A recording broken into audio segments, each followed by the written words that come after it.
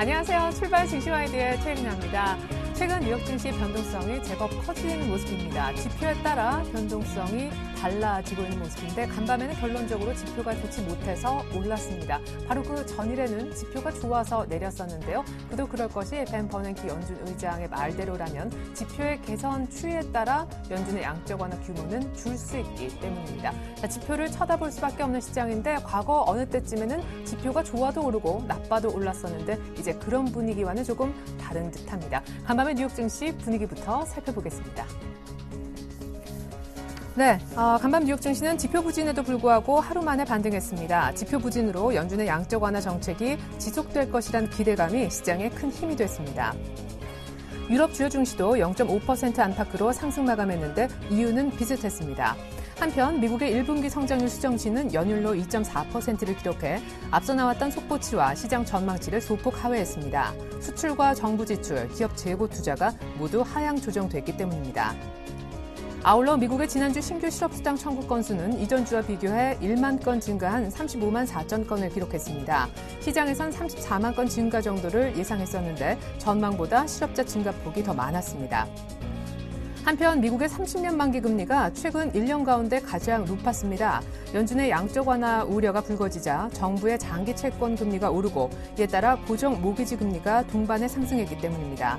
미국 경기 회복을 주도하고 있는 주택 시장에 악재가 될 수 있다는 경계감이 형성되고 있습니다. 네, 벤 버냉키 의장의 발언 이후 경제 지표가 상당히 중요해진 시점인데요. 우리로선 5월 마지막 거래일을 오늘 맞게 될 것 같습니다. 저희가 준비한 일부 소식 먼저 보여드립니다.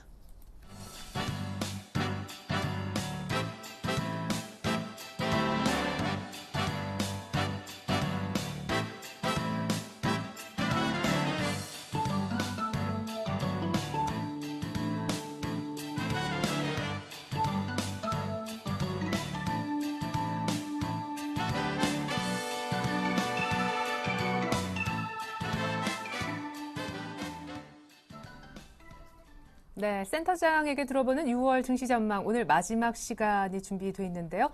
잠시 후면 들어보실 수 있으니까 조금만 기다려주시면 좋겠습니다. 자, 강종훈 부장님과 함께 시초가 공략주 시간입니다. 오늘은 또 어떤 종목을 얘기해 주실까요? 메리츠 종금증권으로 가보겠습니다. 부장님 안녕하세요. 네, 안녕하세요. 네, 주간 시초가 공략주 점검부터 들어볼 텐데요. 무엇보다 수익이 꽤 괜찮았던 원익 IPS와 수요일 공략주였던 서원인텍이 전일 5%가량 나란히 급락했습니다. 큰 변동성에 다소 당황하시는 분들도 계실 것 같은데 전일 공략주 포함해서 AS 들어보겠습니다. 네, 어제는 코스피가 강세를 보이면서 코스닥에서 이제 외국인 기관 매도 물량이 좀 많이 나오는 모습이었습니다. 그런 부분들이 주가의 좀 변동성을 좀 심하게 만드는 그런 모습이었는데요. 일단은 코스닥의 최근 신고점 580포인트 상승한 이후에 주중 패턴으로 좀 보여지고요. 하지만 저평가 종목들, 제가 지난번에 얘기했던 파워로지스 같은 경우는 어제 신고점을 좀 갱신하는 모습을 좀 보였습니다. 원액 IPS는 아무래도 설비 투자의 수혜주라고 보시면 되겠고요. 최근에 많은 설비 투자 관련 업종들이 강세를 보이고 있고, 제가 밸류에이션을 2만 원이 된다. 10,000원대 이상의 밸류에이션 매력이 좀 있다는 말씀드린 바 있는데, 일단 계속적으로 보유전략 가능하다는 말씀을 드리겠고요. 원익 IPS는 제가 7,000원 하회 시 손절가로 대응하시는 말씀드렸습니다. 일단 시나리오 준수하되 제가 한 주간의 종목을 리뷰한 이후에 그 이후에 주가 상승 경우 상당히 많은 종목들이 나왔습니다. 그러니까 제가 말씀드린 밸류에이션 꼭 체크하시고요. 보유 전략으로 제시하도록 하겠고, 그리고 성원인텍도 말씀드리도록 하겠습니다. 성원인텍도 스마트폰용 SRP 매출 본격화를 좀 둘 수 있는 상황이고, 서프라이즈 실적을 좀 기대하고 있는 상황입니다. 올해 실적 대비해서 지금 저점 밸류에이션은 한 22,000원대까지 볼 수 있다라는 말씀을 드린 바 있는데, 11,850원 제가 손절가로 제시해드렸고, 그 가격 밑에까지 빠질 것 같지는 않습니다. 하지만 그 시나리오 준수해 주시고요. 밸류에이션이 2만 원대 이상의 밸류에이션 매력이 있는 종목이다라고 보시면 되겠고, 계속적으로 저가 매수의 기회도 충분히 가능하다라는 말씀을 좀 해드리도록 하겠습니다. 네, 시장의 관심이 거래소 쪽으로 쏠리다 보니 코스닥의 일부 잘 가는 종목들 매물이 조금 나왔던 것 같습니다. 자, 그렇다면 오늘 공략 종목으로는 어떤 종목 준비해 주셨나요? 네, 제가 5월 21일에 추천한 이후에 네. 한 15% 상승하는 모습을 보였는데, 제가 기회가 되면 다시 한번 추천을 드린다고 말씀드린 바 있습니다. 오디텍을 준비했습니다. 오디텍은 반도체 제조 공정 바탕으로 해서 비메모리 반도체 칩과 센서 모듈을 생산하고 있는 회사고요. LED 소형 제품도 생산하고 있습니다. 전체적으로 반도체 제품이 전체 매출의 82%를 차지하고 있고 센서 제품이 17.9%를 차지하고 있는데 지난 2010년 4분기를 저점으로 해서 실적 부진이 계속 되는 모습을 보이고 있습니다만 최근에 이를 극복하는 모습을 좀 보여주고 있고요. 지난번에 말씀드린 투자 포인트 그대로 말씀을 드리는데 일단 요약을 좀 해드리면 LED 조명 시장의 성장성을 계속 볼 수 있고요. 2013년도 올해 35%에서 내년도에는 50% 이상 조명 비중이 높을 것으로 전망되고 있는 상황이고 유럽과 일본, 중국, 백열 등 판매 금지 정책을 내놓고 있는 부분이 계속적으로 호재를 좀 보이고 있다 이렇게 보시면 되겠고요. 최근에 서울반도체라든가 LG 이노텍, 삼성전기 이런 종목들도 강세를 보였고 우리 ETI, 루멘스, 루미마이크로 이런 종목들이 강세를 보이다가 지금 쉬는 모습을 보여주고 있는데 오디텍도 주가가 지금 조정 패턴 3일 연속 조정 패턴의 모습을 좀 보여주고 있고 기관과 외국인 지난번에 5월 21일에 제가 기관과 외국인 누적점 순매수가 54만 주와 15만 주, 9만 주라고 말씀드렸는데 최근에는 4월 이후에 외국인이 6만 주 이상 조정받았을 때 매수가 들어오는 모습입니다. 그래서 이런 부분과 더불어서 저평가 매수를 둘 수 있는데 올해 추정 실적 EPS 대비해서 지금 PRC 4배 수준이라고 그랬습니다. 제가 LED 업종에 대한 성장성 프리미엄이 20배 이상 전부 다 적용받고 있는 상황이기 때문에 보수적으로 좀 보더라도 25,000원대 배려심 매력이 있다라는 말씀을 드린 바 있어서 오늘 오디텍을 다시 한번 특가 플러스 공략주로 제시하도록 하겠습니다. 네. 결국 하루 만에 큰 수익을 냈던 오디텍에 재공략해볼 만한 타이밍이 오늘 왔다라는 얘기셨는데요. 자, 그러면 재공략했을 때 목표 가격은 어느 정도 보시는지요? 네, 이번에 목표가는 18,000원을 제시해드리겠고요. 지난번에 16,000원이었으면 18,000원을 제시해드리겠고 손절가는 15,700원 하회시에 손절을 대응하시기 바라겠습니다. 네, 오디텍 재공략 들어갈 텐데요. 오늘 또 한 번 큰 수익 기대해 보겠습니다. 부장님 감사합니다. 네, 고맙습니다.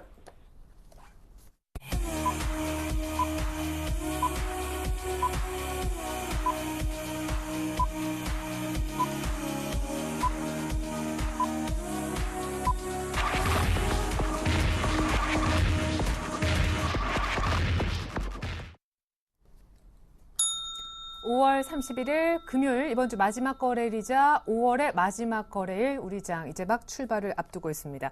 사실 전일 도쿄 증시가 또 한 번 5% 넘는 급락세를 띄었고요. 간밤에 뉴욕도 역시 지표에 따라 또 한 번 변동성 큰 모습을 보여줬지만 우리 증시는 그럼에도 불구하고 의외로 글로벌 증시 대비 꿋꿋하게 모습을 좀 보여주고 있죠. 2,000포인트 안착 시도가 오늘 대외 환경과 상관없이 일어날 수 있는 날인지 역시 외국인들의 수급 지켜볼 수밖에 없을 것 같습니다. 오늘 자세한 출발 상황 분석해 주시기 위해 두 분의 전문가가 나와 계십니다. 유스탁의 유창희 대표님, 골든이글 투자자문 정태근 팀장님 만나보겠습니다. 안녕하세요. 안녕하십니까. 네, 먼저 유창희 대표님께서 거래소 출발 상황 분석해 주시죠. 네, 일단 거래소 출발 상황 그렇게 나쁘지 않습니다. 0.4% 상승해서 2008.30포인트에서 주가가 형성되려고 하고 있는데 아직까지는 동시효과 상황이 좀 진행되고 있다는 점 체크해 보셨으면 좋겠고요.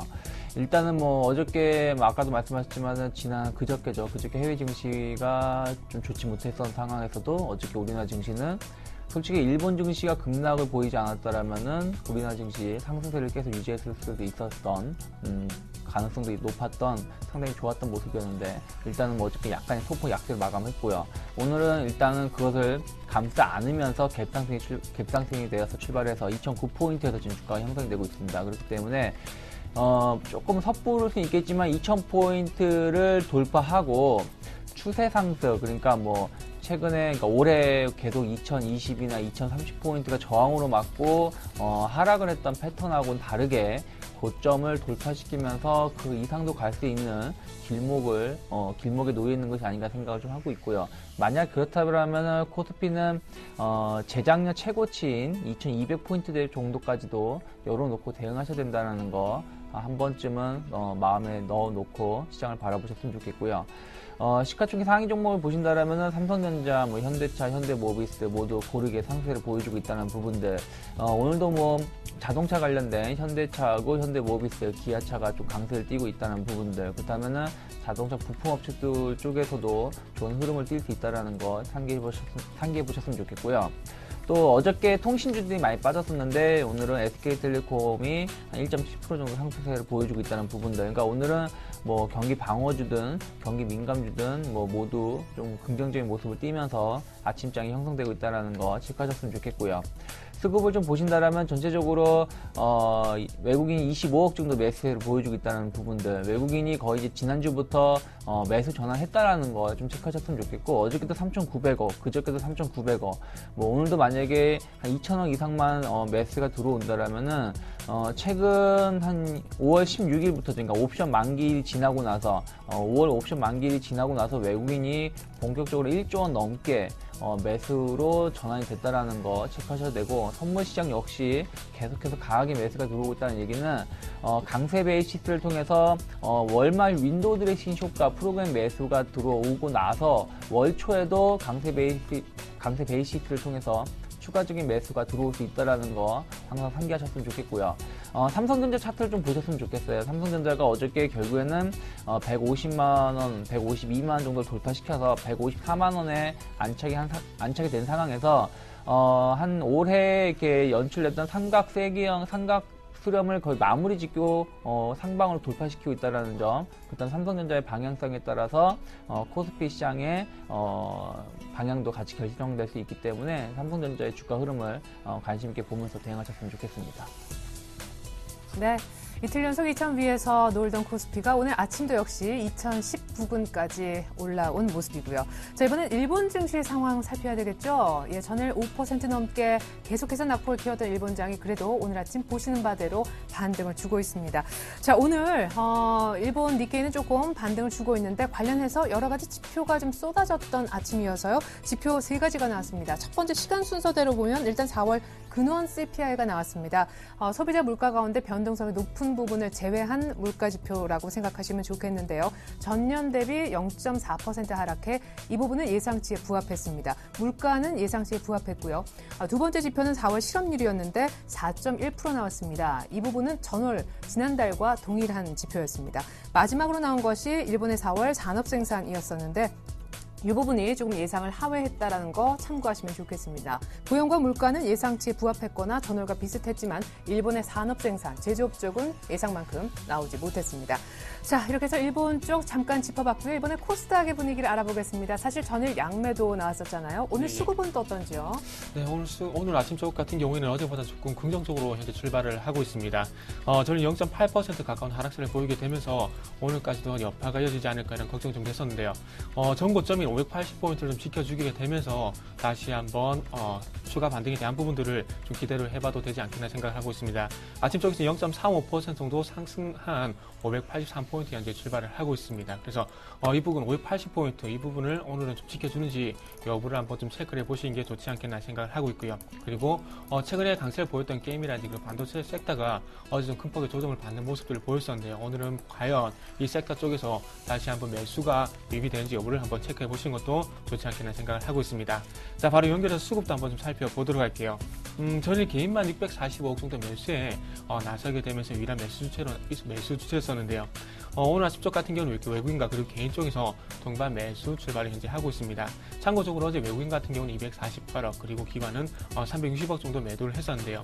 오늘 아침 쪽에서 개인은 73억 그리고 외국인은 2억 그리고 하지만 기관 쪽은 어제와 마찬가지로 현재 매도 출발을 하고 있습니다. 54억 정도 현재 매도 출발을 하고 있고요.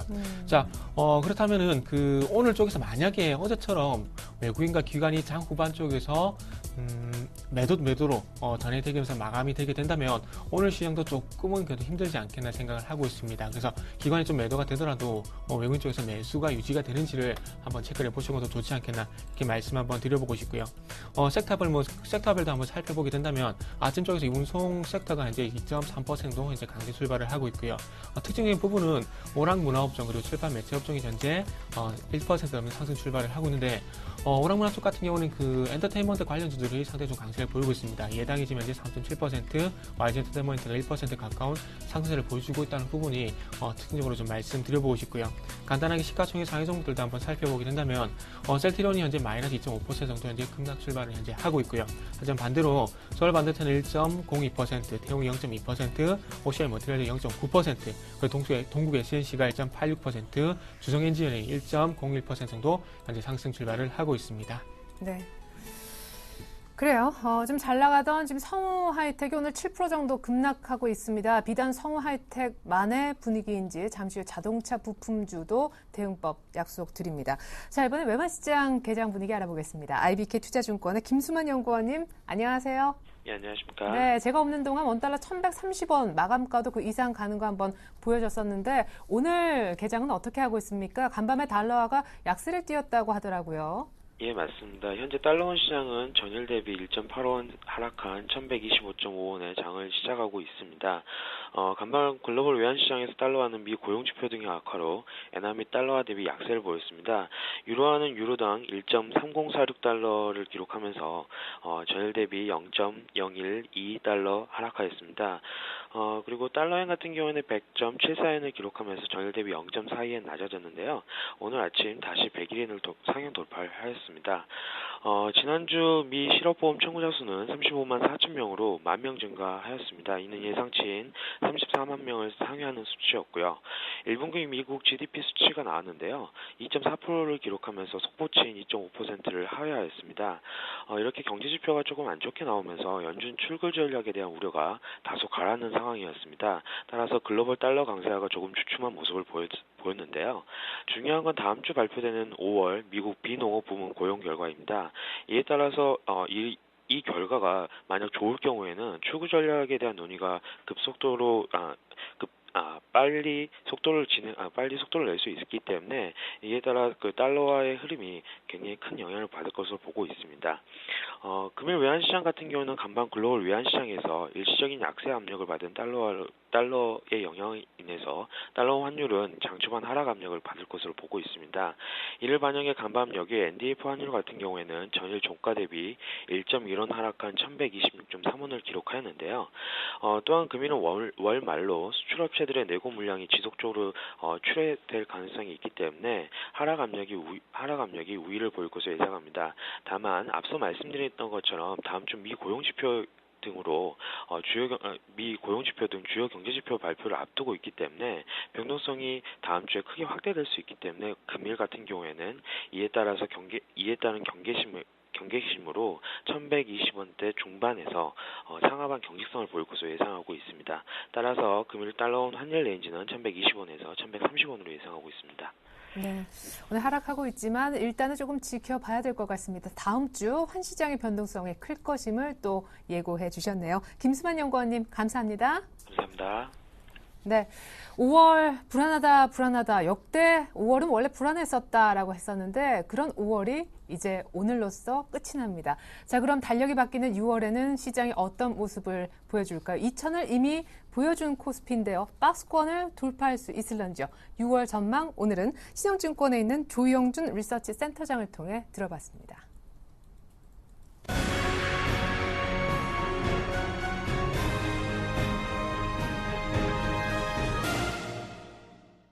예, 6월 코스피 범위는 1950에서 2080 정도 점진적으로 글로벌 유동성 장세에 좀 진입하는, 또 따라가는 그런 장세가 예상이 됩니다.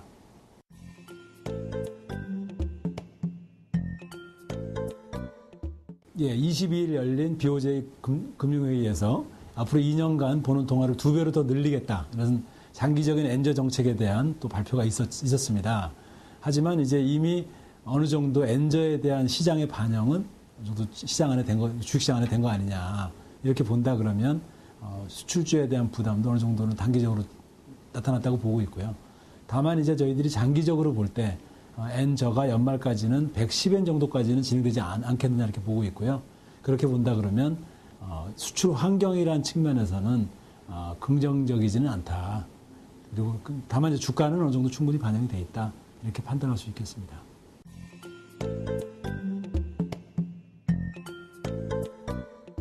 예, 단기적으로는 수출주는 반등이 예상이 됩니다. 하지만 이제 수출 환경이라는 측면에서, 펀더멘탈이라는 측면에서 본다면 우리가 기대치는 좀 낮춰야 되는 것 아니냐. 좀 길게는 조금 더 좀 낮춰잡아야 되는 거 아니냐 이렇게 보고 있습니다.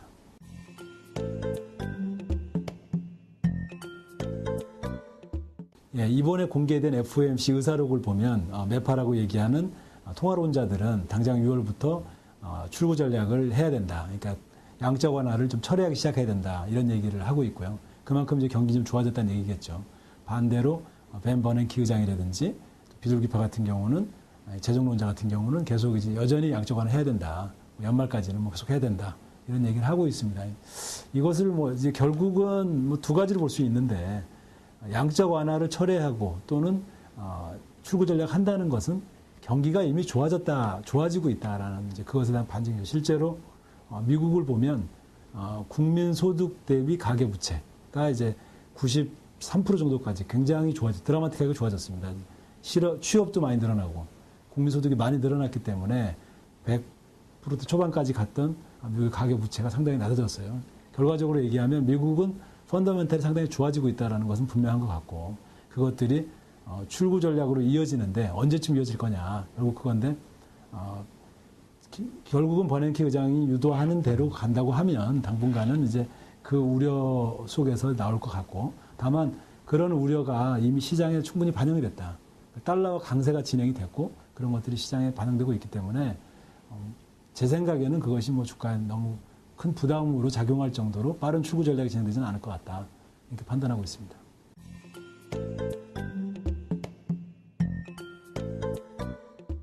예, 상반기에 외국인이 6조 원 이상 순매도를 보이면서 대형주들이 상대적으로 약세를 보였습니다. 하지만 이제 외국인 매도의 원인이 됐던 뭐 지정학적인 리스크, 엔저 문제, 또 뭐 여러 그 뱅가드 물량 같은 그런 이제 수급적인 요인까지 어느 정도 6월 이미 충분히 시장에 반영이 됐고 6월 말이면 뱅가드 물량이 해소가 된다고 친다면 사실은 상대적으로 굉장히 저평가되어 있는 대형주들이 많이 생겼습니다. 실제로 미국 증시에서 보면 지난 1년간 가장 많이 오른 주식 중에 하나가 은행주인데요. 우리나라 같은 경우는 은행주들이 상당히 좀 저평가된 상태고 뭐 이런 것들을 감안해 본다고 해보면 또 상대적으로 우리 증시가 싸져 있기 때문에 외국인들이 또 간헐적으로 매수가 들어오고 있기 때문에 전체적으로는 그러니까 가격이 저평가되어 있는 대형주들에 대한 매수도 생각해 볼 때가 되지 않았나 이렇게 보고 있습니다.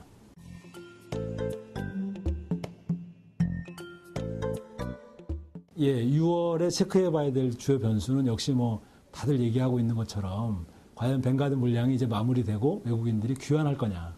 수급적인 얘기겠죠. 대형주로 갈 거냐, 뭐 중소형주로 갈 거냐. 그것도 판단의 근거가 될 거고. 또 더불어서 지금 추경이 나왔고 금리 인하했는데 과연 내수 경기가 뭐 요즘엔 부동산 가격도 좀 오르는 것 같고요. 지금 전 세계 경기는 결국 미국 경기 좋아진 것이 글로벌 경기로 이어지지 않고 있기 때문에 다들 각국이 내수로 부양하고 있는 상황이고 우리도 그 랠리에 좀 동참하고 있는 내수 부양과 유동성 랠리라는 이제 그런 흐름에 우리도 지금 동참하고 있는 상황인데 이런 내수 부양이 6월에 좀 나타날 거냐 이런 것들이 이제 가장 큰 관건일 것 같고요. 저희들이 생각할 때 6월에 유망 업종이라고 한다면 결국은 내수에 근거한 대형주들이 상당히 지금 저평가되어 있고 지난 5년간 본다 그러면은 수출 환경이 좋았습니다. 엔고가 됐고 그래서 삼성전자, 현대차 같은 또 석유화학 주식 뭐 이런 수출주들이 상당히 주가가 좋았고 뭐 내수주들이 굉장히 주가가 안 좋았어요. 몇 년간. 근데 지금은 엔저로 정반대 환경이 진행되고 있고 정부 입장에서는 내수로 부양할 수밖에 없는 뭐 그런 환경이기 때문에 지금 환경이 안 좋다 그러면 내수 부양을 계속할 수밖에 없고 뭐 이것들이 내수가 살아나느냐 과연 이제 그런 것들이 6월에 또 7월에 하반기에 계속 관건이라고 한다면 지금 저평가되어 있는 은행과 뭐 증권, 뭐 건설, 일부 건설주 뭐 이런 내수 관련 대형주들을 저는 좀 장기적으로 봐야 되지 않나 이렇게 보고 있습니다.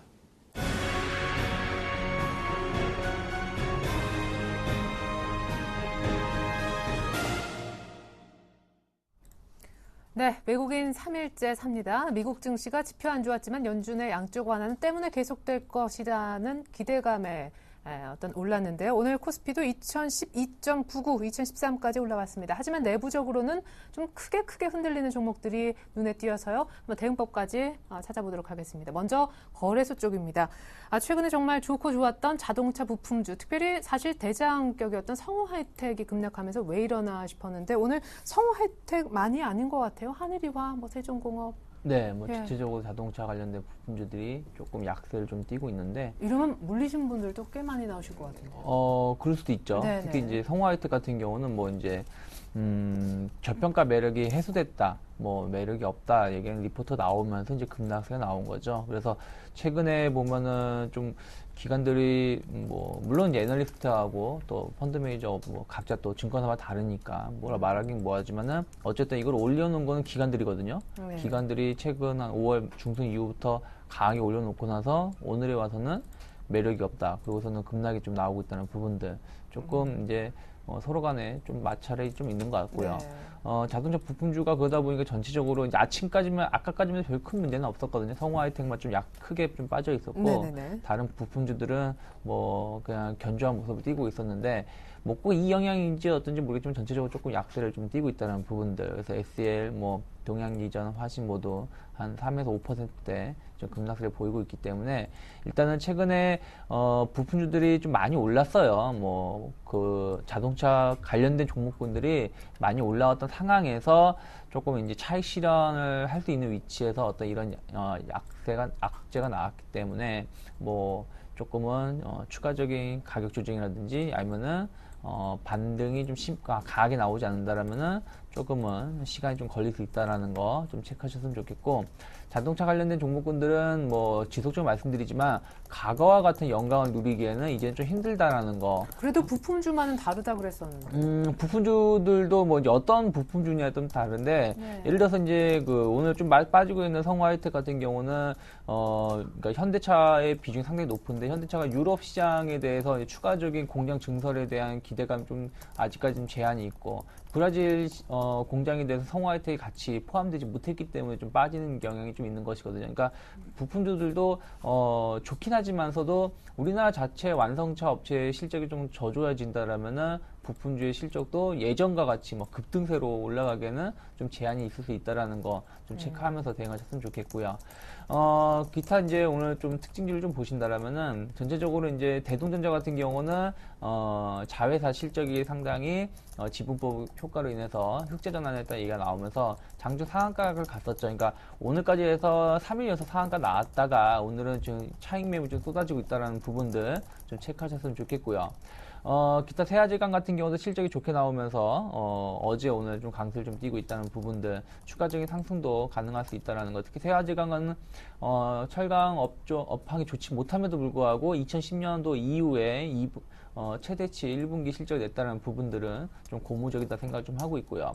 기타 이제 STX 그룹 자체가 결국에는 채권단 합의가 이루어졌다는 얘기가 나오면서 좀 강세를 띠는데, 아침에 꽤 많이 올랐었어요. 꽤 많이 오르다가 지금 다들 차익 매물 쏟아지면서 조금 상승세가 많이 저조해지고 있다는 부분들. 결국 무슨 얘기냐면은 심리적인 불안감이 해소가 됐을 뿐이지 이 채권단 지원으로 인해서 이들 기업의 실적이 뭐 급격히 개선되는 건 아니기 때문에 반등 자체는 좀 제한될 수 있다라는 거. 다만 이제 STX 페노션 같은 경우는 조금 주가 흐름을 좀 지켜보면서 대응할 필요는 있지 않을까 생각을 좀 하고 있고요. 기타 뭐 대덕 GDS 같은 경우도 실적이 좋게 나오면서 다른 FPCB 업체보다는 실적이 좋게 나왔어요. 그래서 주가 강세를 띠고 있는데 결국엔 이 종목 역시 조금 차익 매물이 좀 쏟아지면서 23,000원대에서 조금 상승률을 좀 좁히고 있다라는 거 좀 체크하셨으면 좋겠고, 기타 이제 그 LS그룹 어저께 같은 경우 LS그룹이 뭐 대거 뭐 급락세를 보였었는데 오늘은 일단 기술적 반등이 나오고 있다는 부분들, 뭐 JS전선 같은 경우 여전히 이제 그 원전 부품 그런 문제로 인해서 좀 급락세가 오늘도 어제에 이어서 오늘도 연출되고 있다는 거 체크하셨으면 좋겠습니다. 네. 그래요. JS전선 분석까지 들어봤습니다. 이번엔 잠깐 코스닥 쪽으로 갔다가 거래소 쪽 특징들 조금 더 살펴보도록 하죠. 자, 전일 사실 희비가 엇갈렸던 시총 상위주 가운데 셀트리온과 루멘스를 얘기하지 않을 수 없습니다. 어제 막판에 급등했던 셀트리온, 그리고 급락했던 루멘스. 오늘은 어떤 모습이고 또 어떤 대응이 필요할까요? 셀트리온 쪽부터 먼저 보도록 할게요. 어제 그 셀트리온이 급등을 좀 했었는데요. 셀트리온 같은 경우는 아무래도 이런 부분인 것 같아요. 조금 이유를 굳이 한번 좀 찾아보게 된다면 주식 매수 선택권에 대한 얘기가 어저께 나왔었는데 이 부분이 조금 그 호재로 좀 작용한 게 좀 아닌가 좀 생각이 들어요. 일단은 김강호 사장 같은 경우에 주식 매수 선택권을 행사하게 되면서 5천주 정도 자사주를 취득을 했고요. 그리고 윤정원 부사장이나 지금 남승은 부사장 그리고 임원들의 어떤 주식 매수 선택권이 계속 행사가 되게 되면서 자사주 매입이 되고 있습니다. 그래서 5천주면 이렇게 큰 물량이 아니죠. 그 셀트리온 어떤 유통 주식 물량을 봤을 때 상당히 큰 물량은 아닌데 어쨌든 자사주 매입 그리고 임원들이 주식을 매수하고 있다는 부분들이 어떻게 본다면은 조금 그 앞으로 어떤 전망을 좀 긍정적으로 보는 어떤 매수가 아닌가 이렇게 좀 해석을 하는 것 같아요. 그래서 셀트리온 같은 게 최근에 그리고 호재가 없었죠. 호재가 없었고 상당히 악재가 많았었는데 이런 주식 매수 선택권으로 인해서 어떤 앞으로의 그 전망을 밝게 하는 어떤 매수가 아닌가 이런 부분들이 좀 이유가 되는 것이 아닌가 좀 생각이 되고 있습니다. 아직 뭐 뚜렷한 이유 뭐 시장에서 나오고 있지 않고 있기 때문에 가장 신빙성이 있는 어떤 이유는 아무래도 주식 매수 선택권 행사에 대한 어떤 주가 반응이 아닌가 좀 이렇게 봐야 되지 않겠나 좀 이렇게 생각을 하고 있습니다. 그래서 셀트리온이 어저께 상당히 급등하고 난 이후에 뭐 1.3% 정도 이제 하락을 하고 있는데요. 어쨌든 중요한 것은 최근에 3만 원까지 빠졌던 주가가 지금 현재 3만 7천 원까지 반등을 주게 되면서 주가 급락 이전 수준을 현재 찾아갈 것인가, 그러니까 4만 5천 원 정도까지 다시 한번 찾아갈 것인가, 그 부분이 조금은 중요하지 않겠나 생각을 하고 있습니다. 네. 자, 루멘스 한번 좀 보도록 할게요. 어제 기관 매도가 상당히 좀 많이 나왔었는데 오늘 성화혜택이 급락을 한다면 어제 루멘스가 어떤 하락 종목이었던 특징주가 아니었나 이렇게 생각이 드는데요. 왜 이래요? 일단은 그 물량 돌리기 좀 뭐라 해야 될까요? 이런 그 펀더멘탈적인 측면은 조금 핑계거리인 것 같아요. 그 가장 원초적인 이유를 좀 말씀드려 보자면은 어떤 차익 실현을 하기엔 어떤 핑계거리를 좀 찾는 것이 아닌가 좀 이렇게 생각이 들고 있습니다. 루멘스 서울 반도체 올해 LED 조명에 대한 전망이 하루 만에 뒤집힐 수는 절대 없거든요. 네. 그리고 굳이 이유를 대보자면은 코스피 쪽으로 많이 매기가 넘어갔다는 부분들도 조금 이유가 좀 될 수 있을 것 같은데요. 어제 루멘스뿐만 아니라 반도체 쪽도 상당히 많이 무너졌습니다. 그리고 LCD 쪽도 마찬가지고요. 최근에 어제 그 코스피가 강했고 그저께도 코스피가 강했었는데 코스피가 강해지게 되면서 코스닥 이틀 정도 조정을 보였었는데 그동안 상당히 급락을 했었던 부분들 그리고 상승세가 상당히 가파랐던 종목들 중심으로 해서 현재 매도가 나오고 있는데요.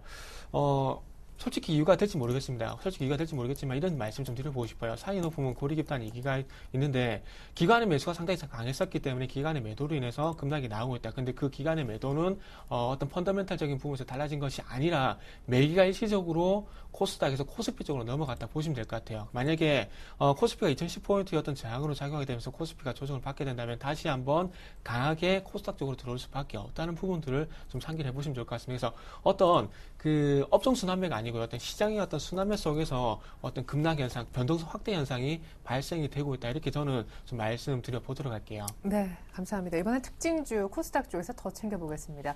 JS전선 아까 잠깐 얘기해 주시기도 했었는데 오히려 이쪽 테마는 싱글벙글이죠. 예, 스마트 그리드 테마. 거의 한 2번씩 상한가를 한번 뭐 중간에 한 하루 이틀 갭을 두고 이렇게 누렸던 테마인데 오늘은 또 추가 상승하는 것 같아요. 네, 일단 옴니 시스템이 한 3.6% 정도 이제 상승을 하고 있는데요. 조금 그 부분 유사한 것 같습니다. 중국에서 AI가 발생이 되게 되면서 관련 섹터들이 좀 관련 섹터인 이글벳이라든지 그리고 제일바이오가 상당히 좀 강세를 보였었는데 그 부분과 조금 그 유사한 좀 현상이 좀 발생이 되고 있어요. 일단은 뭐 그 원전 10기가 가동 중단에 들어가게 되면서 지금 이제 860kW 정도였던 전력이 좀 부족할 것이라는 얘기가 나오고 있는데 전력이 부족하게 된다면 다시 한번 얘기가 나올 수 있는 부분이 전력 효율화에 대한 얘기가 나올 수밖에 없다는 겁니다. 근데 항상 그 테마 같은 경우 연관성이죠. 그래서 전력 효율에 대한 연관성이 있다 보니까 스마트 그리드 관련주들이 좀 강세를 볼 수밖에 없는데 거기서 부각이 되는 종목들이 현재 옴니시스템 그리고 지금 오늘 3.5% 정도 하락을 하고 있는데 누리텔콤 같은 종목들이 그 최근 좀 대장으로 나서고 있더라고요. 그래서 요 종목군들이 현재 부각이 되고 있습니다. 그래서 좀 전에 제일바이오 그 말씀을 드렸는데 요 종목을 이전에 그 흐름을 좀 보면서 한번 그 옴니 시스템이라든지 그리고 누리텔레콤의 흐름도 한번 예상을 해보도록 할게요. 네. 제일바이오 같은 경우에 지금 먼저 보시면 1,800원에서 한 4,000원 정도 강세를 보였다가 가격 조정이 좀 크게 나왔었는데 이때 당시에 보시면 아시겠지만 중국과 어떤 AI 연관성은 없습니다. 없으면 단지 어떤 백신 관련주라는 연관성 때문에 상당히 강했었죠. 그렇기 때문에 1차적으로 상승하고 난 이후에 가격 조정 그리고 2차 반등으로 일정 시세가 마무리가 됐는데 자, 옴니 시스템도 한번 좀 보도록 할게요. 자, 옴니 시스템도 지금 현재 보시면 1차적으로 상당히 강하게 시세가 연출이 분석이 되고 있습니다. 자, 제일바이오 조금 전에 보셨듯이 아시듯이 1차도 시세 강하게 났었죠. 그리고 가격 조정 이후에 2차 반등으로 마무리가 된데 옴니 시스템도 일단은 그렇게 될 가능성이 좀 상당히 클 것 같아요. 최근에 어떤 기술적 패턴이 좀 이상한 패턴이라 좀 봐야 될 것 같은데, 자, 2,000원을 돌파할지 모르겠지만 만약 이 부분에서 만약에 가격 조정이 나오게 된다면 분명히 1,700원 정도 가격 조정 이후에 다시 한번 전력 효율에 대한 얘기가 나오게 되면서 2차 반등 이후에 시세가 마무리될 가능성이 좀 있을 것 같습니다. 그래서 지금 조정받는다고 분명히 개인 투자자들 덥석 덤비는 분들 분명히 계실 겁니다. 그렇기 때문에 가격 조정 분명히 가격 조정을 받는다고 해서 무작정 무작정 매수를 하시지 마시고요. 최근에 어떤 테마주라든지 그리고 어떤 급등주들의 어떤 패턴을 좀 참고를 하시게 되면서 조금 전에 그 백신주 말씀드렸죠. 이런 패턴을 좀 분석을 하시면서 덥석 덤비지 마시고 어떤 가격 조정이라든지 그리고 기간 조정 이후에 좀 덤벼 보시라고 좀 말씀을 드리겠습니다. 그래서 어쨌든 다시 한번 무더위가 좀 지속이 될 것 같습니다. 그로 인해서 스마트 그리드 여름 테마로 부각이 될 가능성이 있기 때문에 1차적으로는 다시 한번 급등할 가능성이 있지만 지금 시점에서 무작정 덥석 접근은 하지 말자. 이렇게 좀 말씀을 드릴게요. 네. 시간 관계상 코스닥 전일 새내기 주였던 액세스바이오는 오늘 또 한 번 오늘은 점상한가 들어갔음을 알려만 드리겠습니다. 저희가 사실 더 급한 종목이 눈에 보여서요. 웅진홀딩스인데 지금 오너 리스크 때문에 급락하고 있다는 분석입니다. 요즘 무서운 검찰 수사 대상이 됐다고. 이유는 뭡니까? 이제 그 사기성 CP 기업 어음 발행 때문에 이제 조사가 들어간 것 같아요. 그러니까 웅진홀딩스, 그러니까 웅진그룹이 예전에 그런 걸로 인해서 좀 얘기가 좀 나왔었죠. 그래서 그런 게 이제 오늘 조사가 들어갔다. 뭐 한 3개월 정도 조사를 좀 할 것 같은데, 뭐 그로 인해서 조금 악재가 작용한 것 같아요. 뭐 추가적인 하락도 열어두셔야 된다는 부분들 좀 체크하셨으면 좋겠고요. 근데 다른 이제 웅진 그룹주들은 뭐 큰 영향 없다라는 부분들, 이미 이런 부분들은 시장에 이미 나왔었다는 부분들 체크하셨으면 좋겠고, 사저 해표가 적자 전환 소식가 얘기가 나오면서 거의 하한가에 근접을 하면서 급락세가 나오고 있다라는 거 같이 좀 체크하시면서 대응하셨으면 좋겠습니다. 네, 여전히 실적 안 되는 종목들의 오늘 부진 역시 이어지고 있네요. 자, 이렇게 해서 두 분과 함께 지금 현재 ING형인 특징주 살펴드렸고요. 이제 전일 수급에 의해서 특징적인 모습을 보였던 종목들 한꺼번에 보도록 합니다. 먼저 거래소의 외국인 수급 특징주입니다. 자, 전일 외국인들이 또 4천억가량을 이틀째 사준 날이었었죠. 독보적으로 삼성전자 가장 많이 담았고, 그 다음은 역시 삼성전자 안 담을 때도 탑으로 샀었던 SK하이닉스. 밑에 보시면 자동차 관련 종목입니다. 전차 이렇게도 요약해 볼 수 있겠네요. 자, 그 다음에 이제 기관의 매매 상위 종목 역시 보면요. 매수 쪽으로 먼저 보시면 역시 기관도 전일 가장 많이 산 종목이 전체 순매도였음에도 삼성전자로 동일했습니다. 레버리지도 샀었고, 인버스는 보면 네 번째로 정리했네요. LS도 조금 계열사 관련된 문제가 있었죠. 팔았고요. 자, 삼성 SDI 기관이 세 번째로 샀습니다. LG 디스플레이도 다시 담고 있습니다.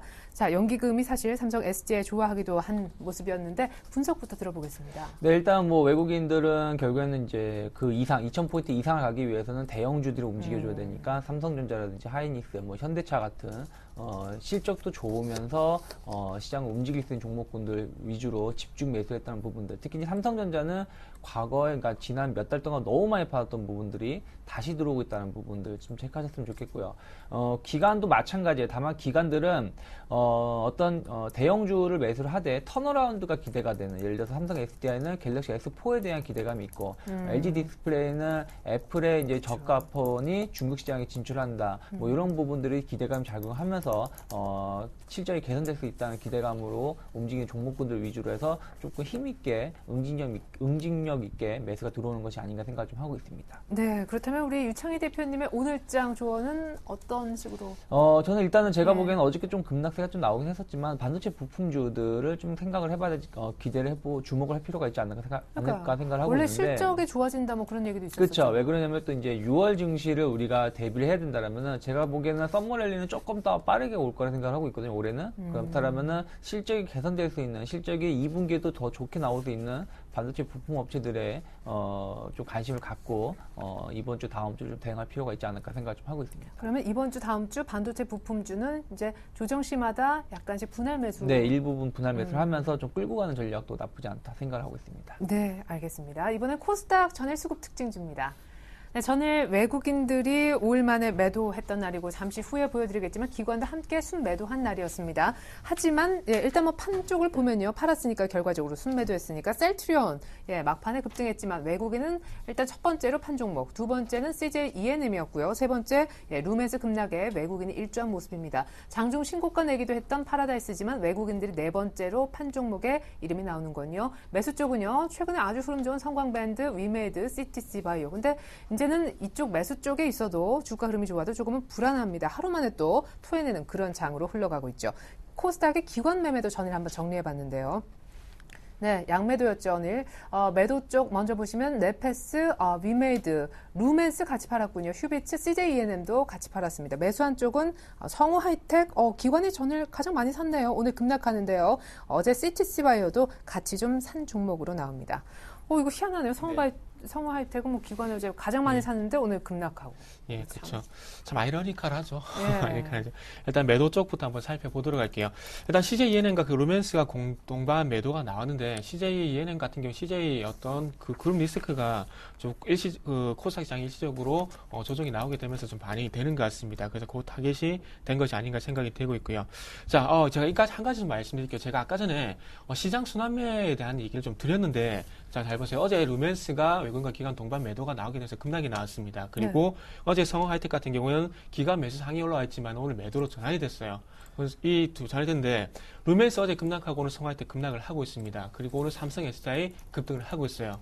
자, 하루 만에 그 삼성 SDI 오늘만 오르는 것은 아니지만 삼성 SDI가 지금 펀더멘탈이 일시적으로 바뀐 게 있을까요? 그리고 반대로 루멘스, 성화이텍 일시적으로 어떤 펀더멘탈적인 부분에서 꺾일 만한 부분이 있을까요? 거기에 대한 질문을 던져본다면 누구도 대답을 할 수 있는 지금 시장은 아닙니다. 그렇기 때문에 가장 신빙성이 있는 부분이 시장 순환매라는 부분인데요. 그래서 어쨌든 기관들이 가장 원초적인 이유를 들어보자면 좀 음모론적인 얘기가 될 수 있겠지만은 수익률 게임에 좀 나서는 게 아닌가 좀 생각이 되고 있습니다. 그러니까 많이 빠진 종목들을 일시적으로 강력하게 매수가 들어가게 되면서 스마트머니라 그러나요? 이런 부분이 들어가게 되면서 일시적으로 끌어올린다고 좀 보는 게 맞을 것 같습니다. 그래서 지금은 어쨌든 어떤 펀더멘탈적인 부분보다는 수급과 기술적인 논리로 좀 보는 게 맞지 않겠나 생각을 하고 있습니다. 자, 기관 매수 종목은 이제 CTC 바이오, 차바이오, 바이오 쪽으로 매수가 들어왔던 부분들이 좀 특징적으로 봐야 될 것 같고요. 연결해서 저도 오늘장 한마디 좀 드려보자면은 일단 오늘장보다는 다음 주 좀 얘기가 좀 될 수 있을 것 같아요. 저도 마찬가지로 게임, IT 부품, 반가운 가격 조정 이런 한마디를 좀 드려보고 싶은데요.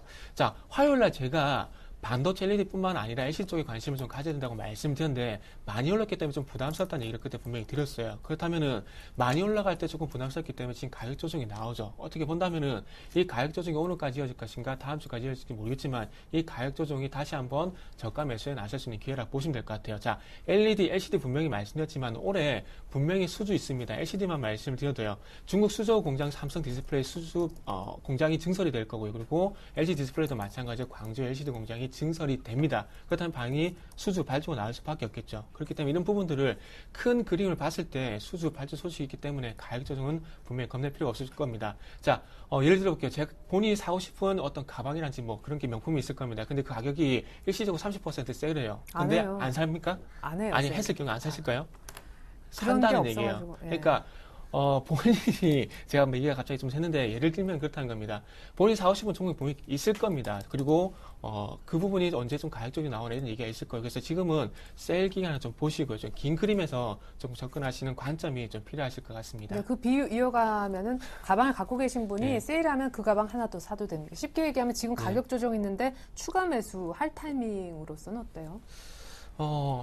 애매하. 가족이 계신 가방을 또 사긴 그렇죠. 더 다른 가방을 사겠죠. 이상한가요?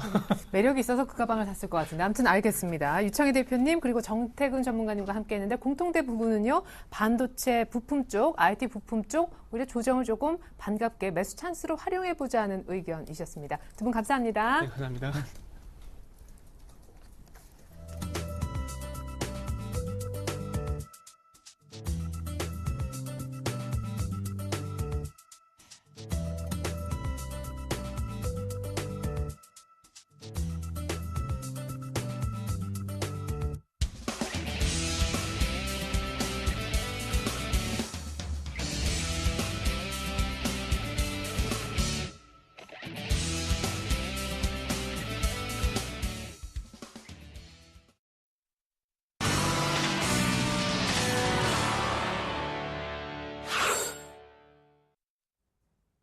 안녕하세요. 주식승천 AS센터 김혜영입니다. 이 시간에는 밤 10시에 방송되는 서울경제TV 간판방송 주식승천 멘토들의 포트폴리오를 점검하고요. 전일 관심주와 공약주 AS하는 시간도 함께 가져봅니다. 자, 먼저 전일 목요일에는 정재훈 멘토와 최명성 멘토가 포트 대결을 펼쳤습니다. 먼저 최명성 멘토의 포트폴리오 확인합니다. 네, 현재 게임아이가 4.5%, 유성 TNS가 1%, 광명전기 역시 1%대의 수익률입니다. 반면 메커스는 마이너스 2%, 의견은 모두 보유하자라는 의견입니다. 자, 이어서 정재훈 멘토의 포트폴리오 함께 확인합니다. 영흥철강 두 자릿대의 양호한 수익률입니다. 11%, 파워로직스가 8%, JC가 4%, 의견은 모두 보유하자라는 의견이고요. 오늘 신규 편입된 종목은 인터파크, 매수가는 8,600원입니다. 자, 다음은 전일 출연자들의 오늘장 관심주 확인해보는 시간입니다. 전일에는 김용준 멘토만이 관심주를 정재훈 멘토만이 제시를 했는데요. 인터파크 제시했습니다. 이 올해 실적 턴어라운드가 전망되고 있고 매출액과 영업이익이 확대될 것으로 보입니다. 인터파크의 매수가는 8,600원, 목표가는 11,000원, 손절가는 7,900원입니다. 이어서 인터파크 현재가 흐름부터 짚어봅니다. 인터파크 현재 강보합권입니다. 8,680원에 거래되는 모습입니다. 자, 이어서 최명성 멘토 전화 연결해서 정재훈 멘토 전화 연결해서 인터파크에 관한 이야기 나눠보겠습니다. 안녕하세요, 멘토님. 네, 안녕하십니까. 네, 인터파크에 관한 자세한 종목 전략 살펴주시죠. 네, 지금 코스닥 시장이 좀 많이 밀리고 있습니다. 일단 외국인들과 기관 쪽에서 매도 물량이 좀 출회가 되면서 하락폭을 좀 키우고 있는데요. 일단 인터파크 같은 경우는 현재 강보합권역에서 보합권역을 좀 등락을 좀 거듭해주고 있는 그런 모습들입니다. 시장의 트렌드 자체가 턴어라운드 주식들, 턴어라운드가 되는 종목군들 위주로 좀 압축을 하면은 2013년도 시장 좀 좋을 것이라고 예상을 하고 있고요. 인터파크도 마찬가지로 올해 턴어라운드가 될 수 있는 그런 이 기업이다라고 좀 보시면 좋을 것 같습니다. 아이마켓 코리아부터 시작을 해서 전 사업 부분들이 턴어라운드가 될 수 있을 것으로 좀 예상이 되고 있기 때문에요. 일단 금일 눌림을 좀 주더라도 일단 8,600원부터는 충분히 분할 매수 포인트를 좀 잡아도 좋다라고 좀 말씀을 드리고 싶고요. 여전히 외국인들과 기관들 쪽에서의 수급적인 모습들이 좀 상당히 양호하게 좀 나타나고 있는 상황들이기 때문에요. 충분히 이 자리대에서부터 분할 매수 포인트를 잡아도 좋다라고 좀 말씀을 드리고 싶고요. 코스닥 시장은 지금 현재 밀리고 있는 부분들이지만 죽을 수가 없는 그런 구도로 되어 있습니다. 그렇기 때문에 조정 시에는 매수 관점으로 좀 봐야 된다라고 좀 말씀을 드리고 싶고요. 최근에 금리 같은 경우 많이 빠지고 있는데요. 관심 있게 보고 있는 종목군들 매수를 좀 하시는 게 좋겠다라고 좀 말씀을 드리도록 하겠습니다. 네, 올해 실적 턴어라운드가 기대되는 인터파크 최근 수급 상황도 좋아서 이 8,600원 정도에서는 분할 매수 들어가자라는 관점 살펴주셨습니다. 멘토님 오늘 말씀 감사합니다. 감사합니다. 네, 지금까지 주식승천 AS센터 김혜영이었습니다.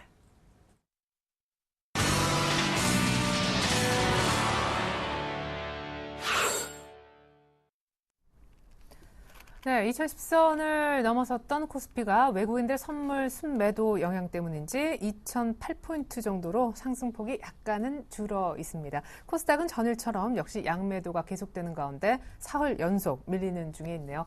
이제는 글로벌 이슈 속 숨겨진 의미 알아보겠습니다. 최근에 글로벌 이슈가 참 중요하게 보이는데요. IM투자증권의 김동섭 이사님 만나보겠습니다. 안녕하세요. 네, 안녕하세요. 네, 시장 상승에 큰 힘이 되었던 뉴욕 증시의 버냉키의 힘 얘기가 많았는데 최근에는 이 QE 종료 논란 때문에 버냉키 딜레마라는 용어도 많이 눈에 띄는 것 같아요.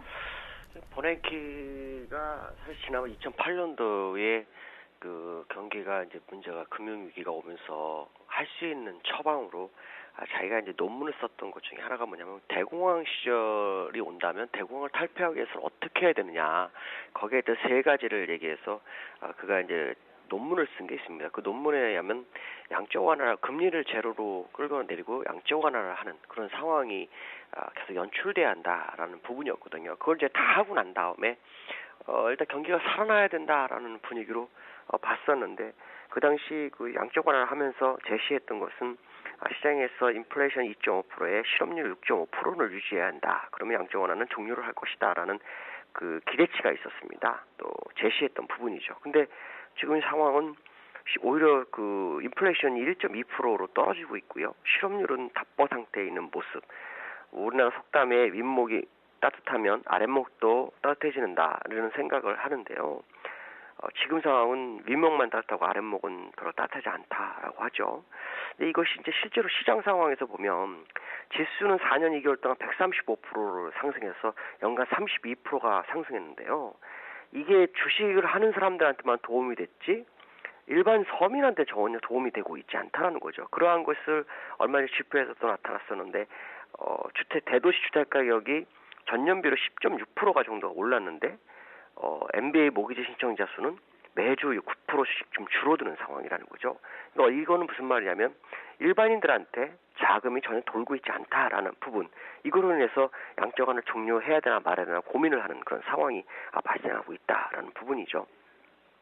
그렇다면 결국 이제 벤 버냉키 의장으로서는 양적 완화를 지속할 수밖에 없고 자기의 논리를 이루기 위해서 계속 시장을 이끌어가야 되는 그런 상황이기 때문에 시장에서는 양적 완화 종료를 원하고 자기는 해야 되는 그런 상황이라면 지금 상황에서는 이제 하나 더 지금 일반인들한테 돈을 풀 수 있는, 그러니까 대출을 늘려줄 수 있는 그런 상황으로 가야 되기 때문에요. 아마도 100% 확신은 못하겠지만 연준에 있는 돈을 시중은행이 맡겨놓은 돈에 대한 금리를 낮추면서 그 돈을 시장으로 다시 풀어주는 그런 경기부양이 하나 더 있어야 되지 않겠나라는 생각을 하고요. 그래야만이 버냉크의 딜레마를 벗어날 수 있지 않을까 이렇게 판단하고 있습니다. 네, 그래요. 정말 시중에 돈이 돌도록 오히려 어떤 보완하는 추가 부양책이 나와야 되지 않을까라는 생각하고 계시군요. 한편 영국마저 대규모 양적 완화에 뛰어들 수 있다라고 하는데 그러고 보니까 차기 영란은행 총재가 우리는 뭐 일본을 보고 배워야 된다 그런 얘기도 하셨던 기억이 납니다. 그 마크 칸이라고 그러세요. 캐나다 중앙은행 총재인데요. 네. 이 사람은 양적 완화 신봉자입니다. 그래서 이 사람은 지금 뭐 영국을 어떤 살리기 위해서 스카웃이 된 사람이거든요. 그렇다면 결국 양적 완화를 그 사람은 틀림없이 할 거라는 거죠. 거기서 할 수 있는 것이 파운드와 절하가 아마 가능성이 높다라는 거고요. 그것이 이제 10에서 10%, 달러 대비로 10에서 15% 정도의 절하가 있을 것이 아닌가 이렇게 얘기를 하고 있는데요. 지금 이런 걸 보면서 미국이 양적 완화를 종료할 수 있을까라는 의구심을 갖게 됩니다. 왜 그러냐면 미국이 출구 전략을 하게 되면 영국은 양적 완화 못하죠. 그런 얘기는 무슨 말이냐면 영국이 양적 완화를 하기 위해서는 미국이 출구 전략을 안 하고 현재 양적 완화를 유지해줘야만이 그 효과가 있다라는 거죠. 이런 부분을 본다면 결국에서는 미국의 양적 완화는 유지되고 영국은 대규모 경기 병책을 해서 통화 전쟁에 가담해서 엔화나 달러의 어떤 영향에서 벗어나려는, 그래서 수출의 어떤 침체를 벗어나려는 그런 모습이 나타날 것이다라는 부분이고요. 특히 마크 카니를 영입하는 것은 아마도 이 부분이 가장 중요한 요인이 아닌가 이렇게 판단하고 있습니다. 네. 자, 이번에는 아주 핫한 일본 증시 얘기 좀 해보겠습니다. 전일 사실 또 한 번의 급락이 있었기 때문에 일본 증시가 사실은 더 걱정이 되는 시점인데 한국을 찾았다고 해요. 투자귀재 짐 로저스는 나는 일본 주식 다 처분했다. 지금 엔저에 베팅하는 건 위험하다. 이런 인터뷰를 하셨더라고요. 이 짐 로저스 얘기가 우리 시장을 투자하는 사람들한테는 정말 좋은 뉴스죠. 왜냐하면 일본 주식이 상승하고 엔화가 계속 약세가 되면서 우리나라가 어려웠는데 짐 로저스는 2주 전에 대부분의 주식을 팔았다고 합니다. 2주 전이면요. 지난번에 7% 폭락하기 바로 전전날입니다. 아니면 3일, 그거보다 조금 더 앞에 날이겠죠. 그럼 채권국지에서 팔았다는 얘기거든요. 여기서 우리가 중요하게 생각해야 될 것은 뭐냐면 짐 로저스는 헤지펀드를 운영하고 있습니다. 이 헤지펀드들이 요즘은요. 몰려다닙니다.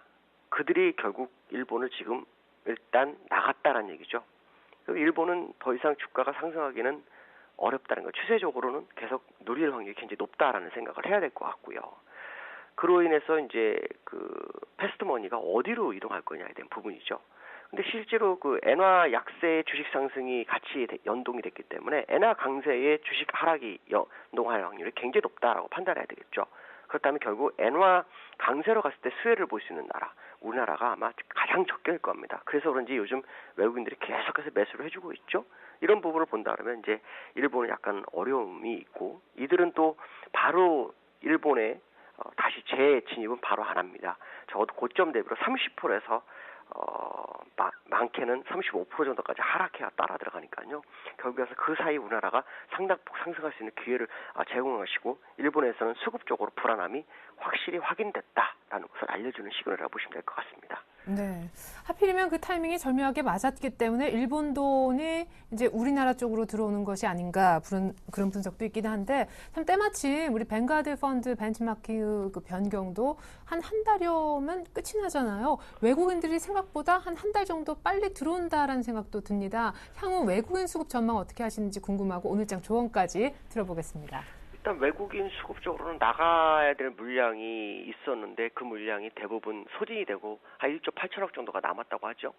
근데 그 시장의 벤치마크를 하는 과정에서 선진국 지수인 FTSE에서는 오히려 지금 3조 정도가 들어와야 되기 때문에 실제로 들어와야 되는 건 1조 2천억이 더 들어와야 한다는 거죠. 그래서 일단 뱅가드 물량은 어려움 없이 해결될 것이고요. 또 뱅가드가 지금 들어와야 될 금액에 대고 블록딜을 하고 있는 걸로 지금 보이고 있습니다. 그래서 시간의 거래가 있기 때문에 이제 뱅가드 물량은 우리 시장에 별로 악재가 아니다라는 부분이죠. 그렇다면 결국 이때까지 외국인은 나오는 물량 때문에 진입하려는 외국인도 좀 힘이 들었는데 이제는 나올 물량이 없기 때문에 새로 진입이 굉장히 많이 될 것이다라는 부분이고요. 그 사이 우리나라가 상승을 못했던 부분을 상승시키면서 미국이나 일본과 상당히 디커플링했던 어떤 기술적인 상황의 어떤 지수를 어느 정도 연동하며 키높이를 맞춰나가는 그런 상황이 발생할 것이다라고 생각한다면 지금 외국인들은 이제 매수 시작이다라고 보시면 될 것 같고요. 우리나라 지수는 지난번에 고점이 있었습니다. 그 자리가 어디냐면은 3월 6일에 2033이 있는데요. 이거를 얼마나 빨리 탈환하는지를 관심 있게 보시면 될 것 같습니다. 네. 또 6월 달 접어들어서 6월 코스피 밴드도 한번 들어볼 수 있는 시간 있었으면 합니다. 김동섭 이사님 감사합니다. 네, 감사합니다.